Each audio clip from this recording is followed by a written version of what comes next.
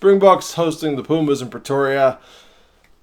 It's essentially a World Cup warm-up game at this point. South Africans have already won the Rugby Championship. I don't know where my Springboks hat has gone. I've lost it. It'll be around the house somewhere. I do need to get myself an official one at some point. But hey, I've got the Stormers cap on. Probably goes better with the Springboks jersey than the Bulls cap. But hey, Springboks, Pumas.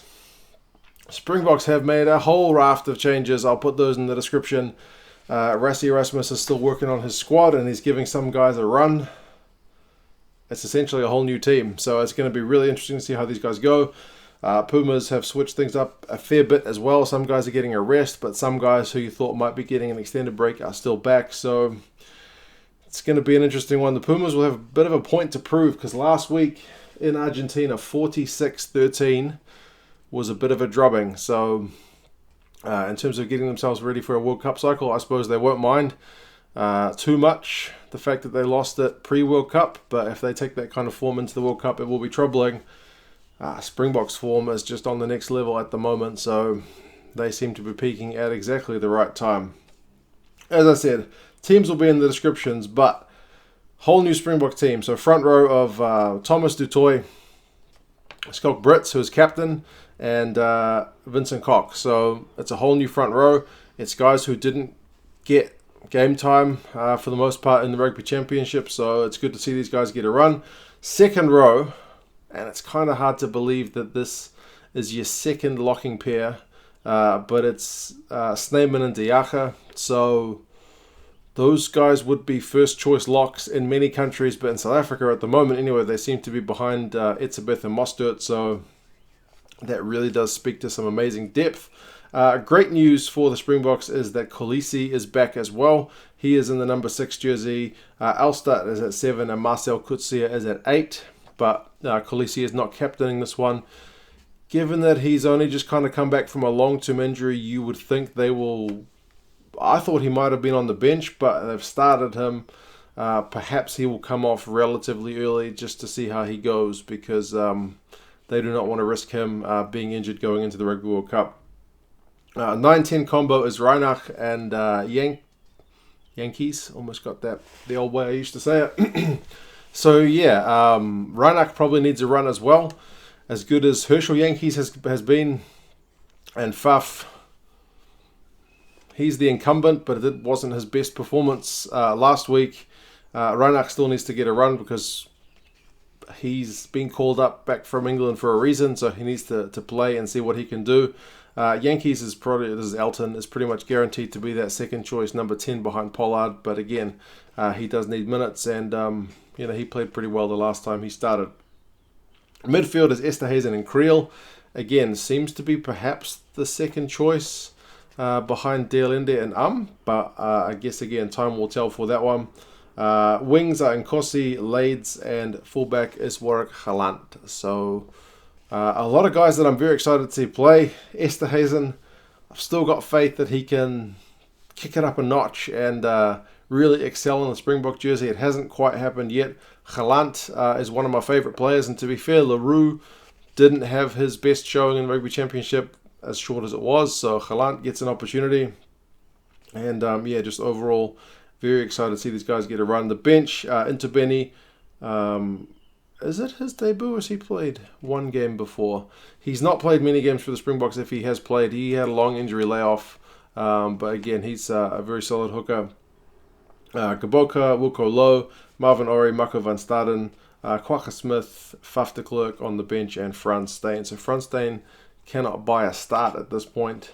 Interestingly, they've only gone with 2 backs, and the rest are forwards. So maybe that again speaks to Kolisi coming off early and keeping some other forward reserves.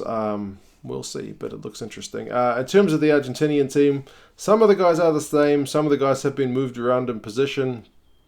Vivas, Montoya, and Medrano is the front row, so that's all changed from last week. Petty and Lavanini is a change from last week again, but it is probably their first choice combo that's back in action. So I thought maybe these guys would have got a bit of a break, but Ledesma wants to play them, so we'll see how they go. They're definitely going to go well because, again, they're both class players. Matera is still there at 6. Crema moves out from the second row to 7. And Ortega Decio moves to number 8. So again, just positional switches there. Felipe Escura is back at number 9. So Kubeli is getting a break. Also, Bonilla is in at 10. So Nico Sanchez gets a break. His time away from the Argentinian team seems slightly apparent. Wasn't his best rugby championship either. Pollard just ran straight over him in that last game. So he gets a rest away from the Springboks. But then again, Pollard is not playing either, so there was no risk of that happening again. Midfield is Lucas Menza and Geronimo de la Fuente, who moves up to 13. I don't know that much about Menza. How much have we seen of him? You guys will have to let me know. Cancellieri is in on the right wing. Mojano continues on the left wing. And Tuculet is in for Boffelli at fullback. So I think he was on the bench last week. Bit of rotation going on. Still some big guns on the bench. Those are Crevi, Titus Chaparro, and Figalo are on the bench. Their scrum is going to be a big question. So that's an all-changed Springbok front row. So we'll see how that goes up against the all-changed Argentinian front row, because it has been a severe weakness and it was very costly in that 46 points shipped against the Springboks last week. Alemano is still there as the backup lock. Lozana Bertrano is the backup 9, so he needs a bit more match fitness for sure. Ura Paletta is there as well, plus Santiago Carreras, who is a young, exciting outside back. So South Africa pretty hefty favourites for this one. The bookies have got them by 19 points, despite the fact that they've changed their whole starting team. Rugby Forecast has got it by 14, so slightly closer, but still 2 converted tries for the Springboks by the algorithm. So, yeah, it should be a good game. Again, hopefully no guys get injured. Hopefully the Argentinians can bring a bit more of a contest about this one, because that was definitely a bit of a low point. Like, you go from that first game of the Rugby Championship where they only lost to the All Blacks by 4 points to losing at home 46-13 to the Springboks.